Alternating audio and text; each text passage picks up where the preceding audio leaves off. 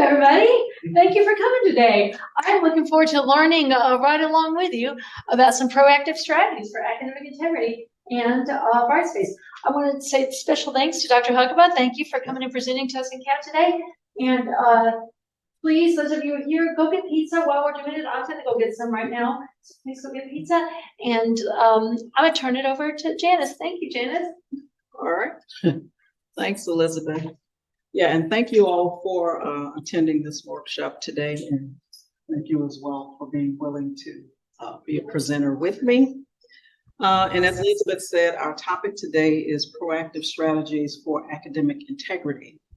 You can find the workshop slides and the resources on our wiki at catwiki.zula.edu/integrity, or you can scan this QR code.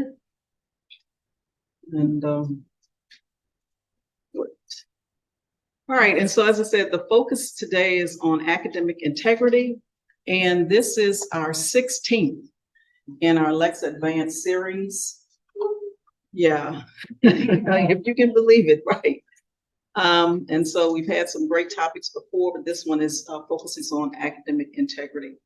Now, our Learn Everywhere Zula course was designed around the Quality Matters standards, and the standard that's reference for today's workshop happens to be standard 1.4, which says course and institutional policies with which the learner is expected to comply are clearly stated within the course, or a link to current policies is provided.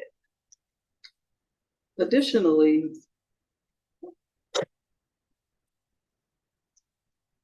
Chickering and Ganson's 7 Principles of Good Pedagogical Practice, number 6, says communicates high expectations. And so high expectations are important for everybody, for the poorly prepared, for those unwilling to exert themselves, and for the bright and well motivated. And so we're going to take a look at how you can incorporate these principles and standards with this academic integrity topic. Academic integrity is important to teaching and learning because accurate assessment of students' learning is important, right? It supports learning opportunities. It's an indicator for future workplace behavior. And of course, scandals can affect the institution's academic reputation and erode the value of a degree. So it is very important to teaching and learning. When I think about academic integrity, these are some of the terms that come to mind for me. And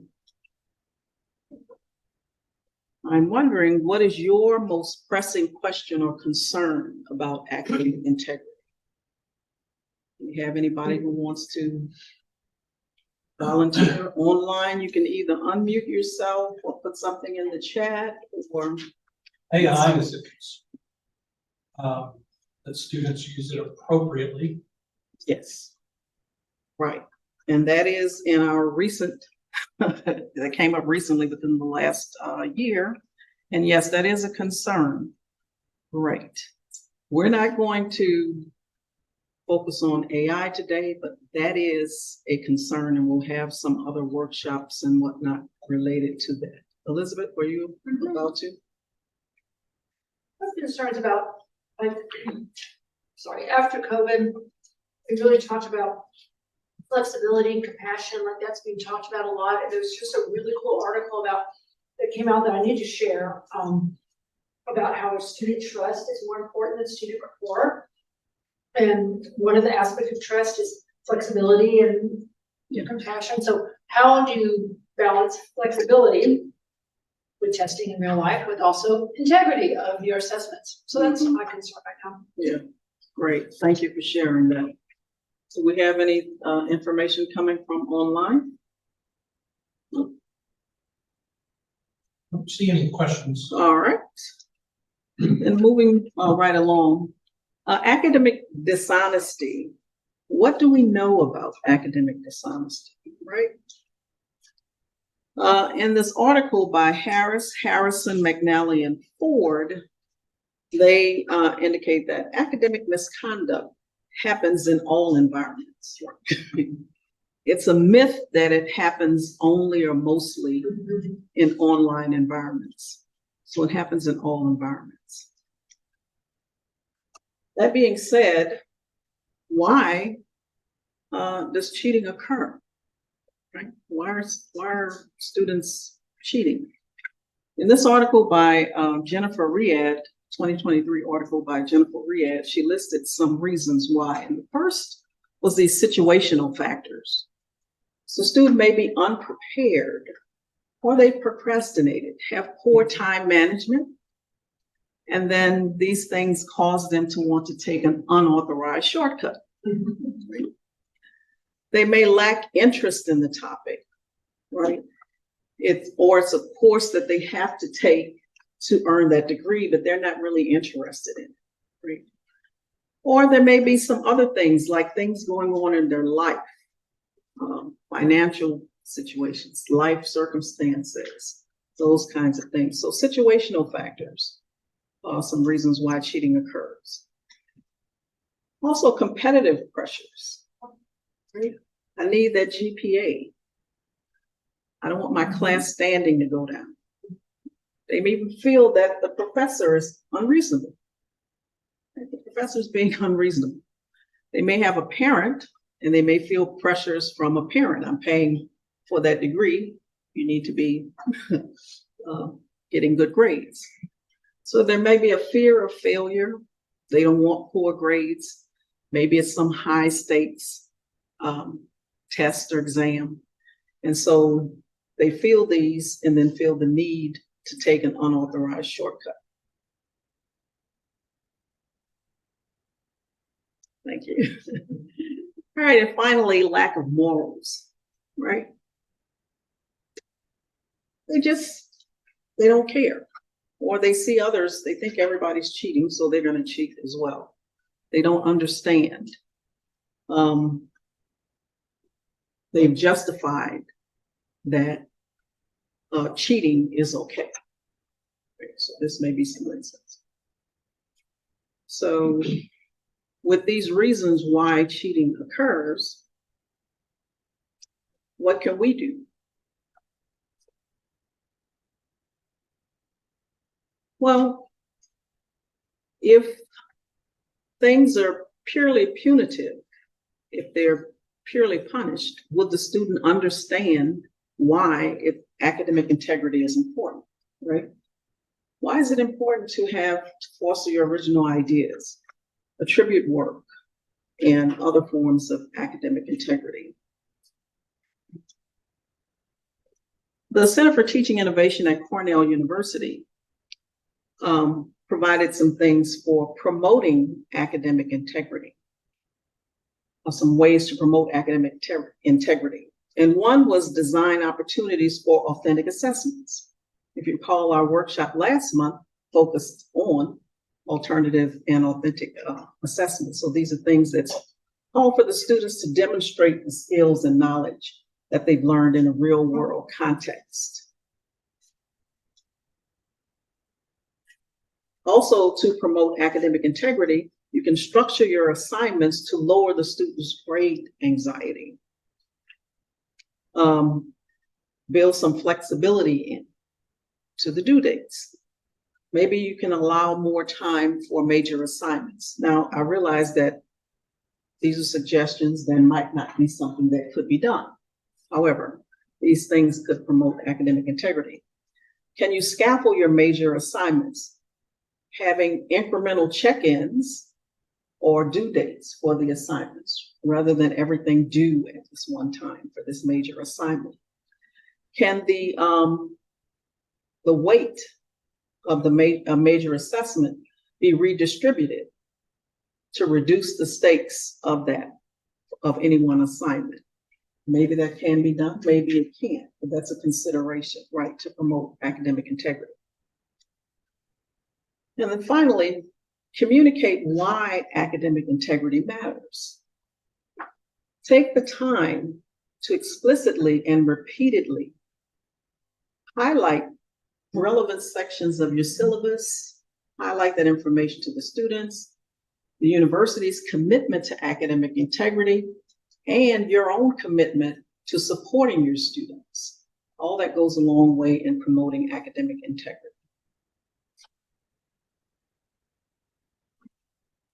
We've talked about that. What tools do we have out here to assist us? And one is Turnitin. It's actually called Turnitin Feedback Studio. It's an originality checking and a plagiarism deterrence system. And it also has the ability for you to do online grading in there as well. Turnitin is integrated into our Brightspace system.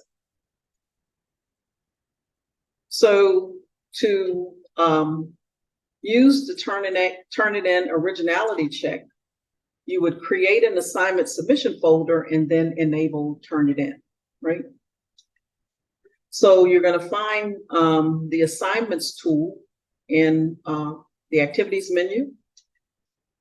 And then from there, when you create a new assignment, you will see on your submission and completion accordion, your submission type should be file submission. And then allowable file extension should be compatible with Turnitin. It defaults to none. In other words, if you leave it at none, the student can submit any file, but not all files can be checked for plagiarism with the similarity report. So if you're using this, make sure you choose the compatible with Turnitin. And when the student tries to submit a file that is not compatible with Turnitin, the system won't let them, right? And then in your evaluation and feedback accordion, you would click on the link to manage Turnitin. And that's when you get into the Turnitin integration where you can set your Turnitin options.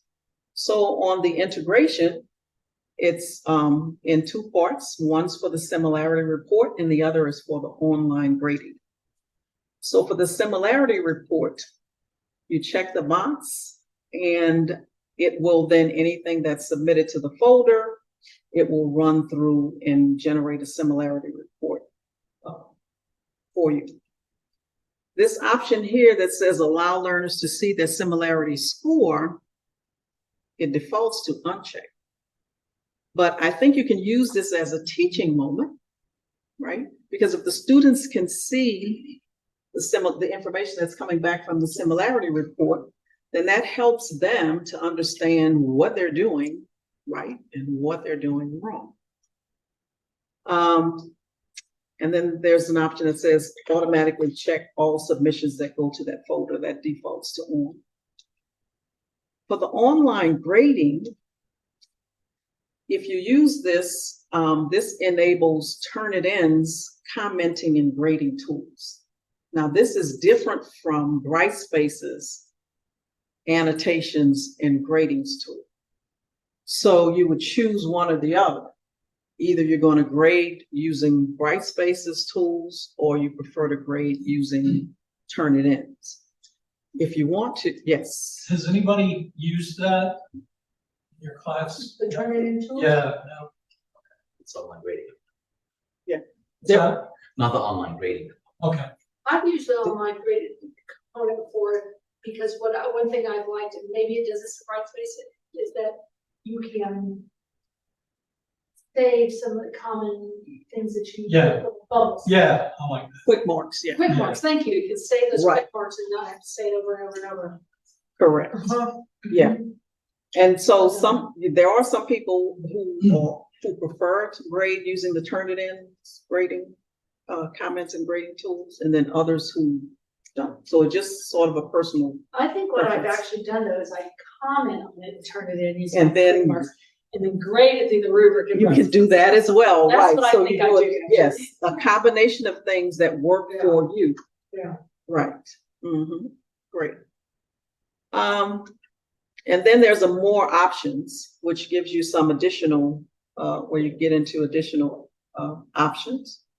So if you click on the more options, then you can set up more specifics about what you want Turnitin to do.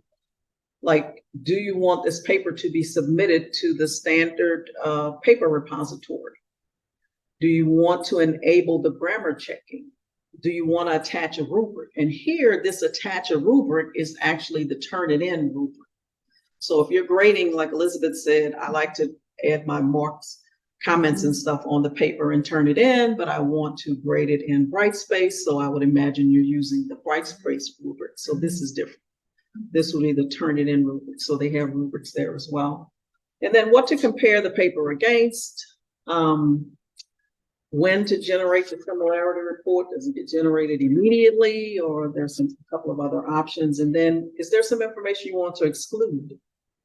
And then you can save your preferred settings so that every time you go in to set up Turnitin or enable Turnitin, you could have your preferred settings if you'd like. So you set up your Turnitin, your submission folder for Turnitin, and the student submits the paper, and then you get a similarity report, right? And so it's going to give you a match percentage. Consider the overall match when you are looking at the similarity report, but there really are no clear-cut rules for which percentages are safe. So these tricks that are used to try to fool Turnitin rely on the fact that you're not going to take a look at the similarity report, right? So at a minimum, a quick scan of the similarity report and not just the percent should be your standard practice. Then in April of this year, Turnitin added this, their AI writing detector. So you will see that AI writing detector in that list of tools. And that percent that comes back is an indicator that shows the percent of likely AI generated content, right? Likely, I want to stress that, likely AI content, right? This percent, the AI detection percent, is different from and independent of that similarity score, right?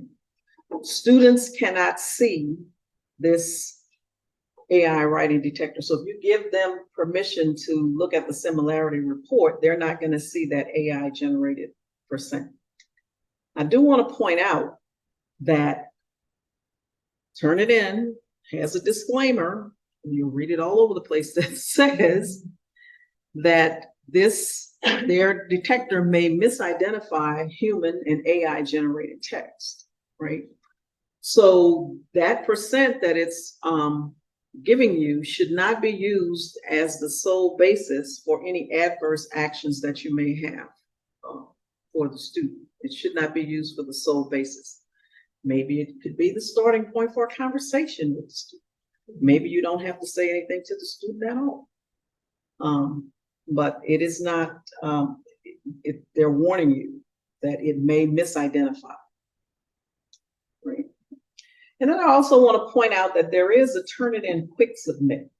So most times when you want the students to submit papers to Turnitin, you're all going to set up an assignment, and then the student would submit their paper through there.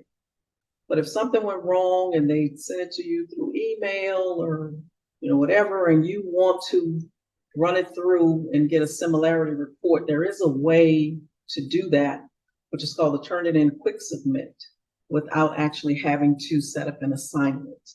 I'm not going to get into the details of how you do that, but on the resource page, you will see I have a link to step-by-step instructions that show you how you can do a quick submit of an assignment.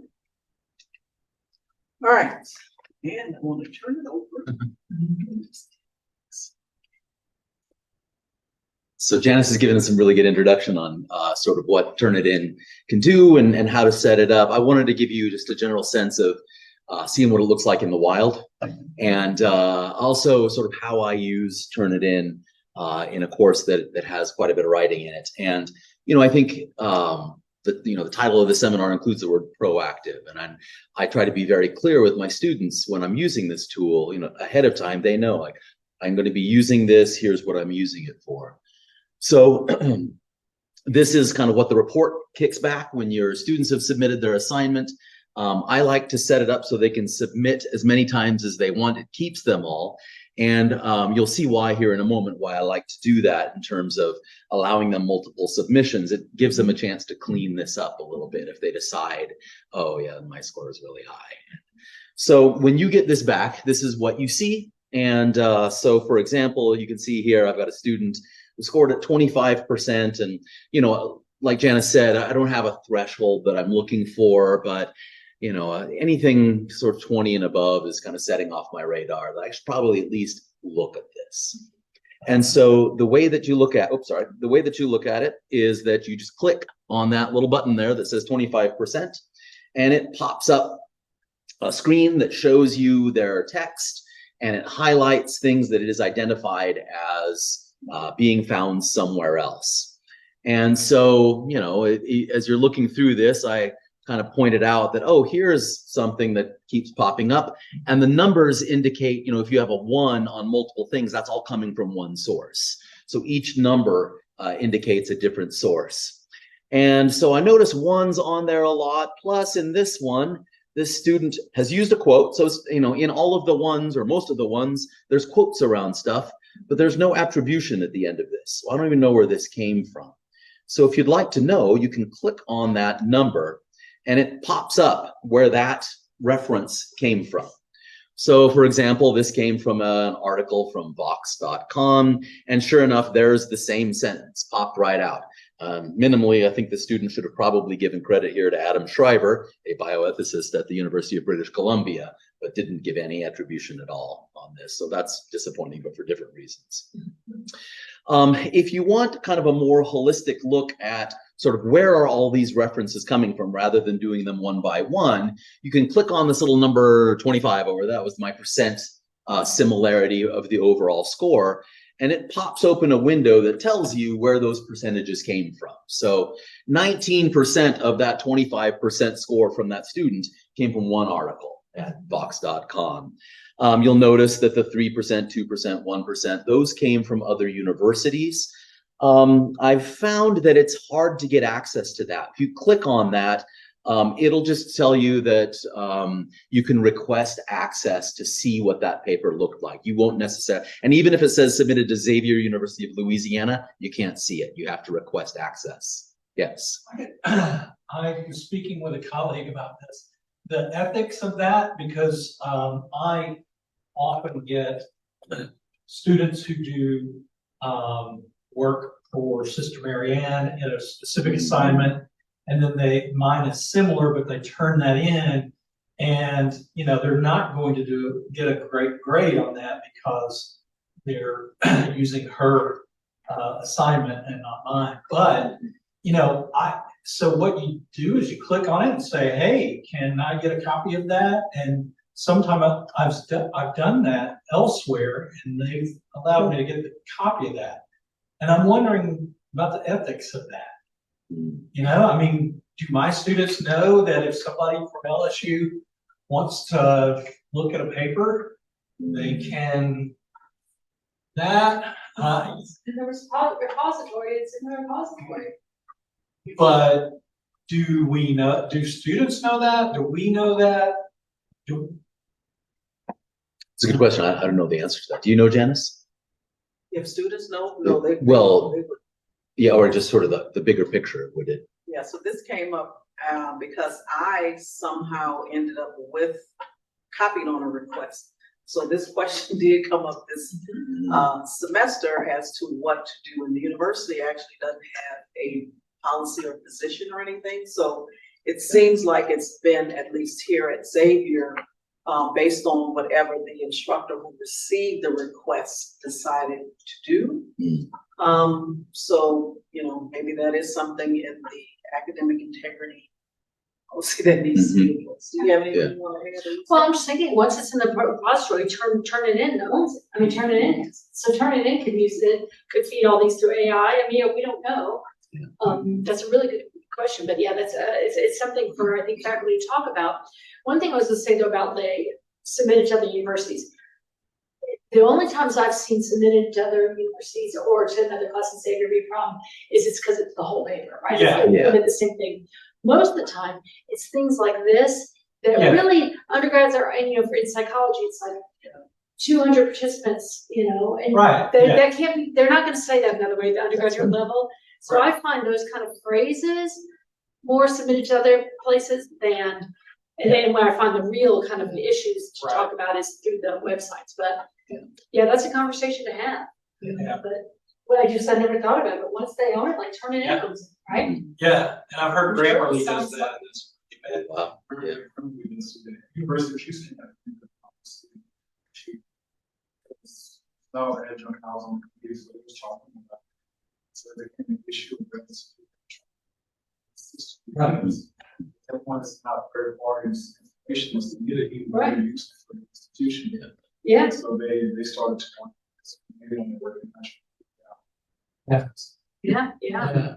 Yeah, and I don't know exactly what, what's the structure we have in place here where that would get cut. I guess that academic integrity policy, that's in the dean's office. Yeah. I don't know.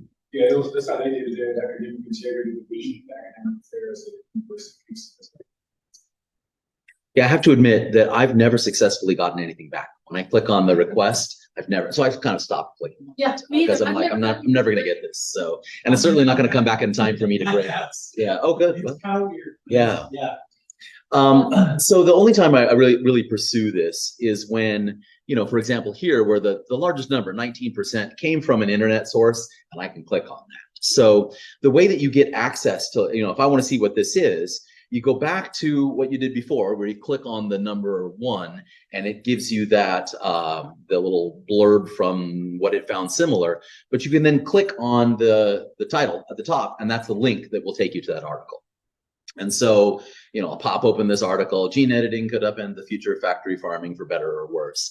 And a lot of times what I'll do is just kind of scan through because I've read the student's paper already. And I'll look to see, like, is this basically what my student wrote? Because then I'm kind of like, is this a serious problem, or is this just, there were some really appropriate things. So, at a certain point, it kind of depends on how much you really want to do.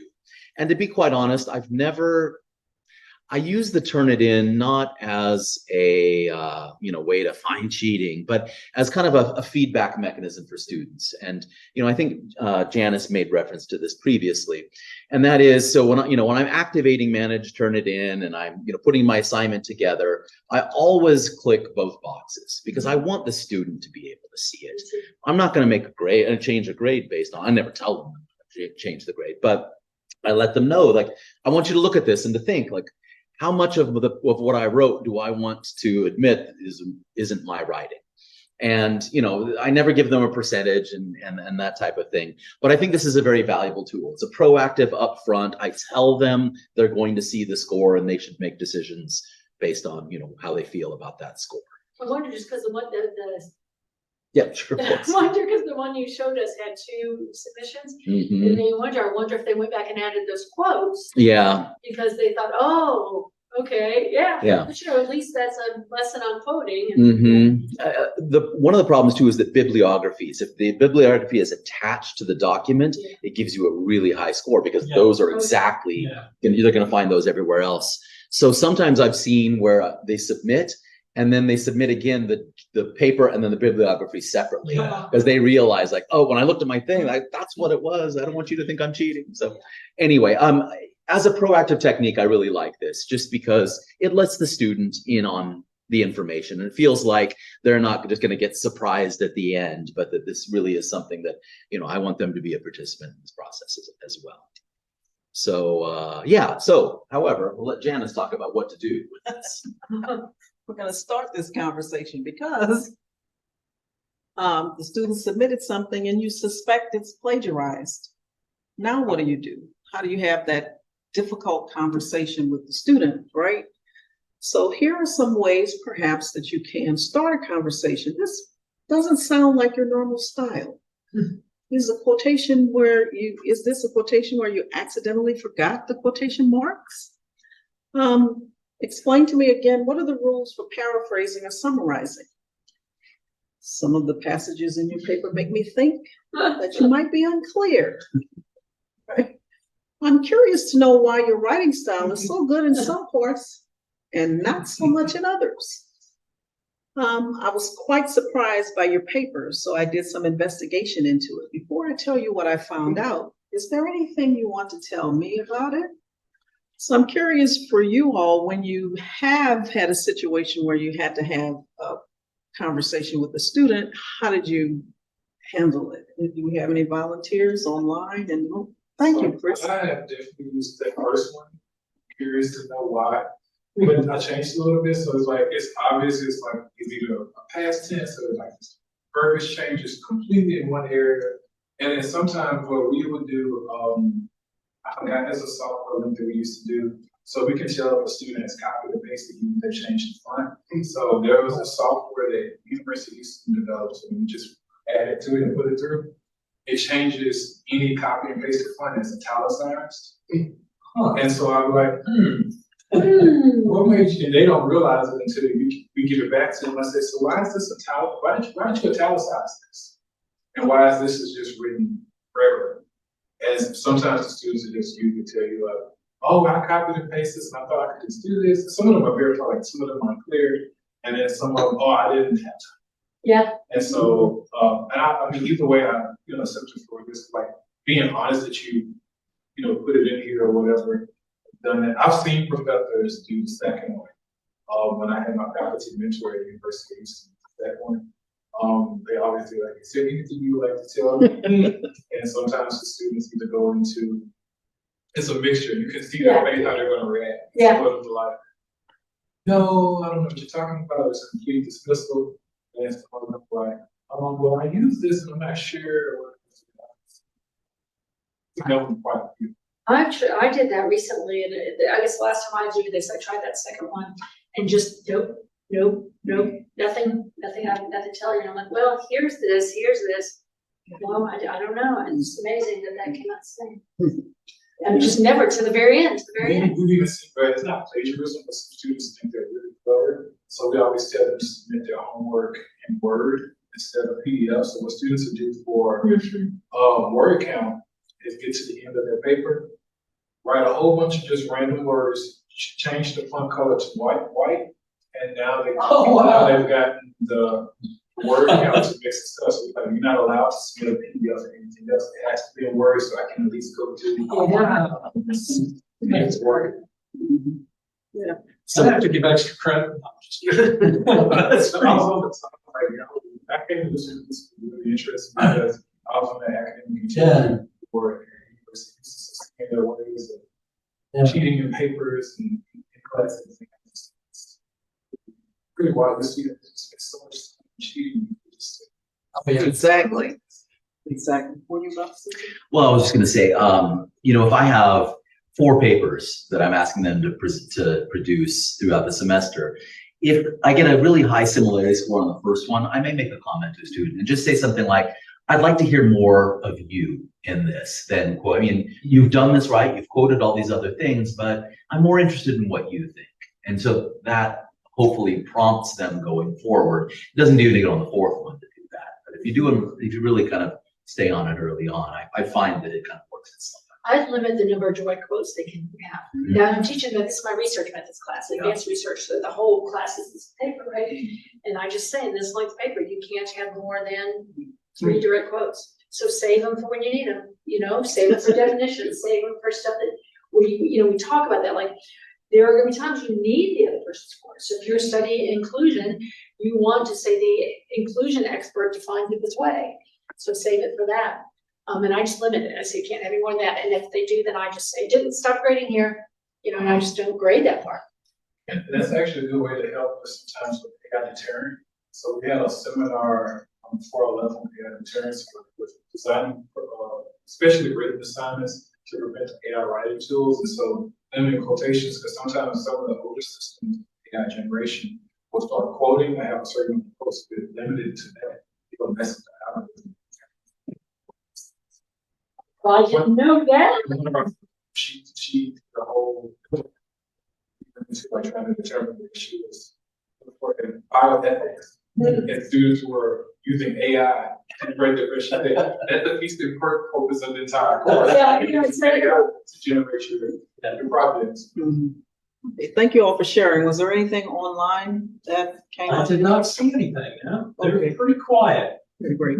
Chris, I do have a question for you, though. You mentioned something about this tool that could recognize when you copy and paste. Was that something that was built internally at the Yes, it's something school? they developed Okay. internally for the All right. system. Okay, okay. All right, thanks. All right. Like I said, thank you all for sharing. All right, so we're going to move into some strategies to reduce cheating in online tests, right, using the quizzes tool. And so you find the quizzes tool in Brightspace in the activities menu. And in summer of 2022, D2L introduced this new quiz, create, and edit experience. And so you had the option of using this new experience, or you could continue using the old. And then this summer, the old experience was retired. So the only experience that you have is now this one, which brings this in line with the discussions tool and the assignments tool. So you'll see on the left side of the screen where you enter the name, the information about the quiz in the description box, and then all of the quiz questions there on the left. And then on the right is where you start entering information about the options, the various things that you want to happen with the quiz. I'm sorry, Yes. I do have a question from the online folks. Yes. Andre asked, what do you do if a high similarity score and the student refuses to admit plagiarism? What did Elizabeth do with that student? What if the student doesn't want you to quit grading it? So hi, Andre, I didn't know you were there, so I can't see you on screen. So with that student, it was just stunning. I mean, I just said, well, this is the evidence I have, you did do this, and I gave them a 0 on that assignment and filled out the report, and they signed it, and I submitted it to the dean, and they never appealed. I said, you can appeal it. They never appealed it. Like, it's just they didn't come clean with me, which was a really, like, again, there's other issues there, like, where is that coming from? And it's probably more coming from how I approach it with, is there something you want to tell me, as opposed to maybe the other strategies. So that's, yeah. And then I just said, if you do this again, then, because this is in my syllabus, so if you do, the syllabus is academic dishonesty can get you up to an F in the course. And I just said, if you do this again, you're going to get an F in the course. And they've never done that again. But, and then I think the second part was about what did they do when I stopped grading? I just marked that in my thing, said didn't grade this part, and then I just don't, it doesn't count toward their rubric. And if it's word for word, I mean, I've never gotten any pushback on that. But I also do a lot of that small scaffolding building up to their final paper. So by the time they get to their final paper, they don't have it anymore. So these are early drafts that are low stakes, and we just keep working on it, Did that answer your question? Hi, and thanks. I'm glad you made it safely today. All right.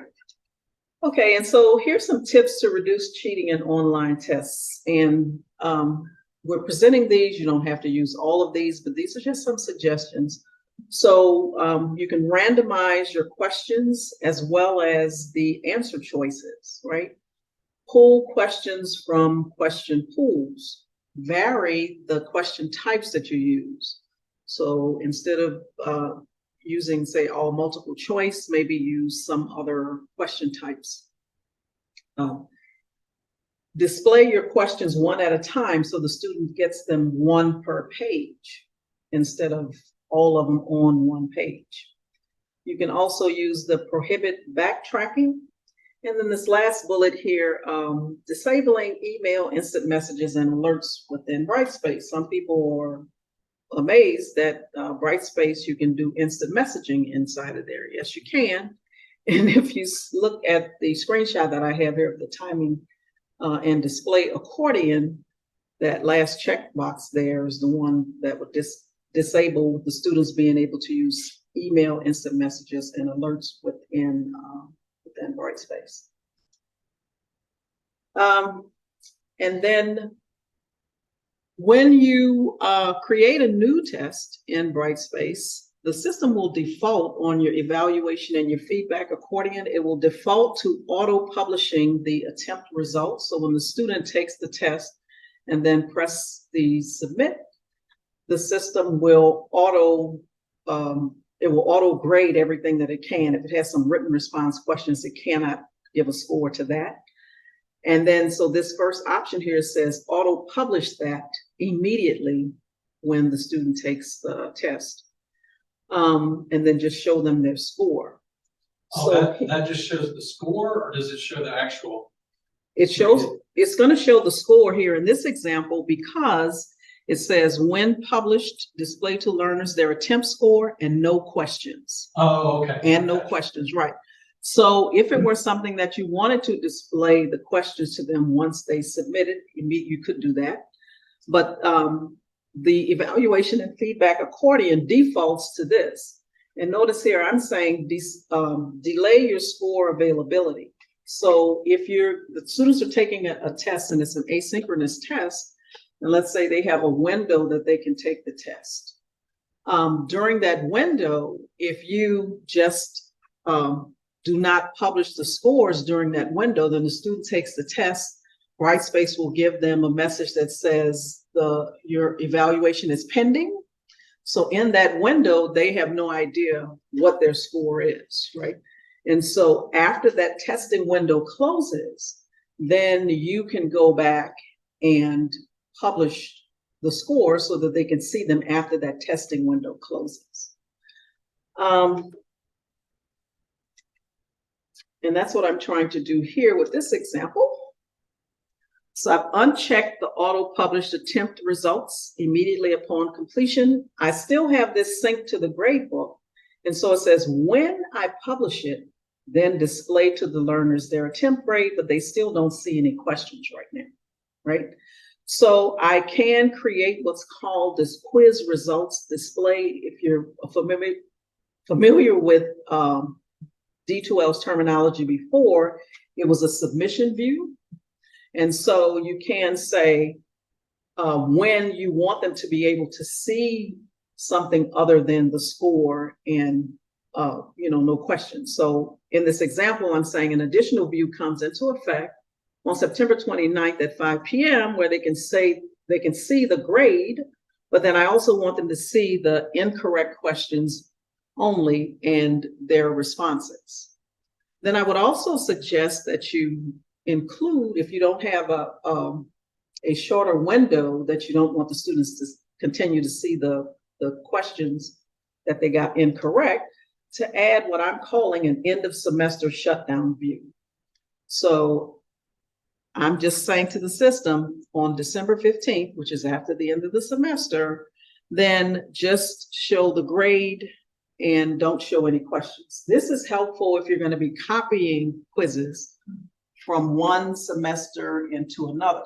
So if I don't have this shutdown view in effect, and I copy this from fall of 23 into fall of 2024, and I still have this submission view that says September 29th of 2023, the students can see this, and I forget to change it, then in fall of 24, as soon as they click submit, they would be able to go back to that attempt and see that information. So that's why I'm suggesting what I'm calling a shutdown view. And then I do want to point out that after the pandemic, Respondus Lockdown Browser did introduce an instructor live proctoring. So this is helpful for like synchronous tests. You want the students to take the test, but you want to be able to see them on their cameras and monitor what they're doing. It's not going to actually record their session like the Respondus monitor would, but you would be able to see thumbnail views of the students' cameras. So that's what the instructor live proctoring does. It is, this works best when you have a smaller class, like of 20 to 25 students. If you have a large class, that would be a lot to try to watch. And then they also introduced with Respondus Monitor this option to show your work. So at the end of the testing session, if this is enabled, then the student would have to, like if they had worksheets or something that they were doing, then they would take a picture of that at the end of the test so you can actually see the worksheets that they were working on during the test. All right. So during the pandemic, we all frantically learned how to use the Brightspace testing environment. And, you know, one of the silver linings of all of that was we discovered it was actually a really good testing environment. It's robust. There's lots of different question types you can do. It does all your grading for you. It's, you know, it doesn't skip a page that you forgot, didn't get photocopied in. And so, you know, you have an exam with, or, you know, the images always look nice because it's on a digital screen. So if I want to point to something in an image, you could see it. So all of the problems we had previously with paper exams started to go away. And so we wanted to continue to use this environment. So we can have, many of us have continued to use the Brightspace testing environment, even in, you know, face-to-face classes. You come in, take your exam on the computer. However, I don't like the word workaround. I wrote the word workaround on there. I'd like to say that Brightspace has vulnerabilities, and that given a vulnerability, it creates an opportunity for a student that wouldn't have been there previously. Let's call it that. So it's a really robust teaching or testing environment, but there's three things that we've found that students have figured out. The first is something we can't do much about, which is the ability to see other students' screens. I mean, there's some things that Janice mentioned, and I'll show some things that we do. Second, that you can take the exam elsewhere. Third is that you can finish the exam elsewhere. So I'll break these down each individually. And I only know these because I've had problems with each of them. We've figured out how to deal with that. So the first is, you know, the ability to see another person's screen. Our classrooms were built so that you could write on paper and probably not see anybody else's paper. But our classrooms were not built so that you couldn't see somebody else's screen.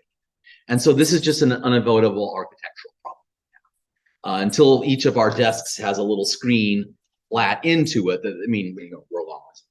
But that, so what can you do about this? I can't prevent the fact that someone can see the screen right in front of them. So randomizing question order, Janice mentioned, that's a really good one. Randomize the answer order. So if someone has the same question, oh, that's the same question, oh, they chose the second one. We can randomize that. I'll show you how to do that. That only works with non-K type questions, of course. And then the third is just to have a sufficiently large question bank. If you're pulling 20 random questions out of 150 question bank, then, you know, it's sort of, the problem kind of goes away. All right, what is So, a type? I'll tell you in a moment. I'm breaking these three parts all together. So here's how to randomize the questions. First of all, when you're building a question library, you should use this shuffle questions in this section on the left side. And then when you're building the exam that you're pulling the questions from, on the right, there's a button that says shuffle questions and sessions within the quiz. And so what that will do is it'll randomize the order of questions. So you and I have the same 20 questions, but you know, your one is my 14. I don't like to prevent backtracking. I think that just, in a paper exam, I can go back over my questions. So I don't use that, which I guess would also kind of help with this. The second mention I said was randomize the answer order. And so, you know, here's a question where, you know, I put 4 potential answers, but if you click at the bottom, it'll randomize the answer order. A K-type question is where you include 2 of the above, none of the above, or all of the above. And the problem is if you randomize that, your 2 of the above is the first question, or the first answer. I can't do that. So it doesn't work for that, but so yeah, that is a limitation. For that situation, if you're considering a K-type question, you may want to look at the multi-select question type, because with that one or more answer choices would be correct. So that would be an option, and you can randomize the answer choices that are presented to the students. Okay. So it's called multi-select. One or more answer choices are correct. And then you indicate to the system how you want it to be graded. You either need to get them all right, or maybe you're going to give them partial credit. So yeah, that's a good tool. So second major problem was that we realized that students can take an exam anywhere. That they can, you know, if my class starts at 9 and they log into Brightspace at 9, they can take the exam not in the room. In theory, there's a little button that says manage IP restrictions. But the problem is with Xavier's network, if you're on a common node, if you're in NCF, you're going to have the same IP address. So you don't have to actually be sitting in my classroom. One of the ways we tried to combat that early on was to password protect, but we found that students were more than happy to send the password to somebody else that wasn't in the room before they started taking the exam. And this is Yes. because our classes are so big, it's hard to, like, you had 20 people, I could see, okay, these are now 20 people in the grade. There is, yeah, there's a little bit of a, the other thing that you want to use is the attempt log. So the attempt log, to access that, once you've started an exam, so for example, I've got my Biology 3091 exam 1 down on the bottom. If you click the little arrow button, one of the things you can click on is the attempt log. And what it pulls up on the right is a way to look at who has come into the exam, who started it, who has finished it. So quiz entry, quiz completion, quiz attempt deleted, quiz attempt restored. So if I click on quiz entry, it'll tell me, okay, there are 30 entrances. So while the exam's going on, I'm going to count the number of people in my room, and 30, maybe I know them, but in a room of 75. Yeah. So I'm just going to count, and those two numbers should match up. I should have 75 people in the room if 75 people have entered. If it doesn't match up, that's the problem, especially if there are more entries than I have people in the room. At which point I'll pull out the sign out sheet, and everybody has to sign out on their way out. Because then I know, like, whoever wasn't on the sign out sheet is the person that wasn't there. And so, a lot of times you don't have to do it, but we have had situations where they don't match up perfectly. The third one is a big problem, and we didn't realize, and this is the last one we discovered, and we discovered that students had definitely figured this out. And that is, if you're taking an exam and you don't push the final button that says submit quiz, and you just close your computer or you take your iPad and you stick it in your bag and you walk out of the room, you can just continue working on it somewhere else.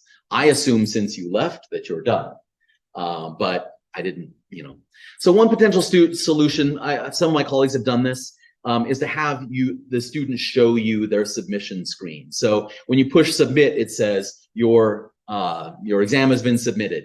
And so I have colleagues who, like, they show them that on the way out there. I feel like that's super confrontational, and I don't like that. So is there a way to see that in Brightspace? There is a little bit. I'll show you. This is what I do, and that is, you can take the number of students in the room, and it should be the difference between the number of quiz entries and quiz completions. So if 30 people have taken it and 12 have turned it in, then there should be 18 people still in the room. Right. If there's 12 people left in the room, then clearly there's hijinks involved here. And so actually that was how we discovered a major thing. So I was messing around with temp logs. These don't add up. That number, and it'll be a little bit different as people finish and get up and walk away. But if there's a big difference between those two values, because you can click on them independently, that's one way. The second way is that we just use a sign out sheet. And so because you can click on this quiz completion, I should have covered up these names. But if the student, if the Brightspace says, oh, they finished it at 9:45 a.m., but their sign out is at 9:21, that's another way of checking it. It's a kind of old school way because you're still relying on pen and paper. But that's the second solution that we have to this. There is no way to control for that completely. I know we're on time, but I was a quick question. So for the students who completed elsewhere, what do you do? Like, well, the good news for you is that Brightspace saves a tremendous amount of data during the middle of the exam. So when you go to the grade function, instead of the attempt log, if you go to grade on that arrow and you see attempt 1 there, if you click on attempt 1, it brings up another menu, and you can click on the quizzes event log on the left. And what it does is it stores every single thing that they have done in the exam. And so it'll tell you when they save something. Here you can see at 9:36, they'd gotten 96 characters into the essay that I'd had on the exam. And so, it's hard to argue that when they have signed the sign out sheet at 9:30, and I see that at 9:41, they're still changing questions. I mean, there's nothing they can do. I clearly know what's going on. So, and do you just give them a 0 for that test? Okay. Yeah. So, like I said, unfortunately, we had a big problem. Do you share this with them beforehand so you can just say, just don't even try this? I haven't. I do tell students, because I've started using a sign out sheet on all my exams. And I do tell students the reason I'm using the sign out sheet is that we figured out that you can finish the exam outside. Okay, And so, yeah, I don't tell them like, here's all the data I can see in Brightspace, but just like, this is why we're doing it. We know this is a problem. Let's see, additional strategies for online tests goes back to this. All right, so we have a few more things that we want to tell you. This idea of using an honor pledge as an active learning strategy. And we're using honor pledges. Well, in Brightspace, you can set up an honor pledge in content as well as in quizzes, and I'll tell you how in quizzes in a moment. So here, to do that, you can utilize the completion tracking, release conditions, and you can personalize it with a replace string. So on the left here, this is a web page that was created. When you create the page, rather than having this be automatic, if the student clicks on this link, you can change this to manual, right? So the student would have to actually mark it as being complete. I can personalize the statement here with the replace strings using first name, last name, and then that will substitute their name in that text.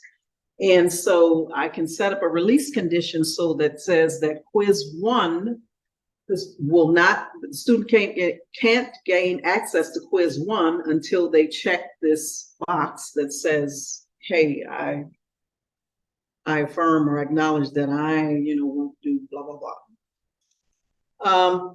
And then you can also set up an honor pledge inside of a quiz using a mandatory quiz question. And you'll see here in this example, question number 1 is my honor pledge question. I've made it mandatory, and it's also a bonus question. It doesn't have to be 1 point, but it cannot be 0. So I can make it 100th of a point or whatever. And then the way I have this set up is so this is question 1, which is the honor pledge question. The quiz actually has a total of 20 questions. So the first 10 questions, which I'm calling from chapters 1 and 2, are coming from a question pool of 49 questions, right? So the system is going to pull 10 questions from that pool of 49. And those questions are going to come in a random order, right? And then they'll get another 10 questions from chapter 3 here, and that pool is from 30 questions, and those will be pulled in. When you use this, the prohibit backtracking doesn't work. And you also, for this to work, you need to have a 1 question per page, because you need this mandatory question to be on page 1 so that they cannot proceed forward without actually answering that question. Now, I have it set up as a true-false question, so obviously the person could say, no, I'm not going to do that. And that's fine. They won't get the point. But then, the question is, well, why won't you acknowledge this? So anyway, that's how you can set up an honor pledge inside of a quiz. I do want to also say that you should preview your quiz when you set it up to make sure that everything is correct before the students start taking the quiz. And you can find the preview if you're in the quiz list. You click on the arrow to the right of the name and choose preview, or if you're actually inside of the quiz create edit experience, there's a preview link there. And do more than just click preview and see that first page that has your instructions and the start quiz button. Actually click on the start quiz and then move through the questions, actually answer some, submit the quiz to make sure that the page or the information that you want to appear when the student actually submits the quiz is correct as well. So always preview before releasing the quiz to the learners. Require your students take a practice test. It's incorrect to assume all students know how to take an online test. So allow them a practice test so they can get familiar with how that process is going to work. During the actual graded test, they're not trying to figure out how things work. Include the types of questions that will be on that graded test. use similar settings that you have, and then allow them unlimited attempts at taking that, right? If you're using Respondus Lockdown Browser and Respondus Monitor, do a quick review of the proctoring results. So those screenshots that they're giving of the testing session, actually look at those and see, is there anything that's going to be a problem if the student continues to do that when they're taking the actual test? Then utilize release conditions. So release the first graded test only after the students have completed one attempt on the practice test. That way you're forcing them to take that practice test and they lose the excuse of, I didn't know what I was doing when I took the actual first graded test. To simplify your workflow, I suggest that you create a quiz template. And this is just a quiz that is hidden from the students, but it's a quiz that has your usual testing options, those things that you normally would set. And then that way, when you get ready to create a new quiz, you can just make a copy of the quiz template and you already have a starting point. So this will simplify your workflow. And then in the class list tool, you can set accommodations for the learners for all quizzes. So if you go to the class list tool, click on the arrow by the student's name and choose edit accommodations, you see that you can set a multiplier or you can give them extra time, but this would apply across all quizzes in that category. So you don't, in that course, so you don't have to go one at a time and apply those accommodations for the students. I do want to point out to you that we do on a monthly basis get a continuous delivery update. And that happens the fourth Thursday of every month. So we're due to get a continuous delivery update next month. And this one will introduce a synchronous quizzes option. So this is something that has been requested by faculty. And you notice here in the screenshot that I have, you'll have the option of saying that this is a synchronous quiz. And so everybody has the same window to take the test. So if a student, and my example here, I have the test starts at 10 and it's supposed to end at 10:50. So someone comes in and a bunch of students start at 10 and somebody comes in at 10:15, that's fine, but you will be cut off at 10:50. So the synchronous quizzes option is available. And so if I do want to add that Andrea, which came up with a good idea or an idea that you might consider to keep your students in the exam until the exam's over. Say, play on your phones until. Now that I see that, like I was just thinking, now that there's this, that's exactly what I was gonna say, is that you could just say, you gotta stay in the room after that and then cut off. Interesting. Yeah. And so if you are not subscribed to the Cat Food blog, I suggest you do subscribe. You'll find us at cat.zula.edu/food and click on the link to subscribe up there. There's where we provide all kinds of information, useful tips and whatnot. All right. I know I'm a little over, but do we have any questions? All right, great. So again, the recording will be put up on the wiki page as soon as we get it, but you'll have the slides and the resources are there. And for your attendance and participation in today's workshop, you will get a badge, and that will be awarded to you in the Learn Everywhere Zula course, the LEX course. That's okay. Yeah. There we go.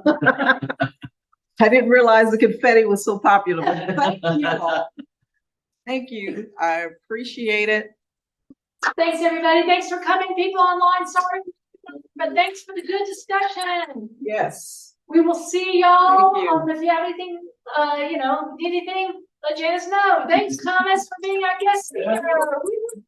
And thanks, Chris, for all your information. Yes.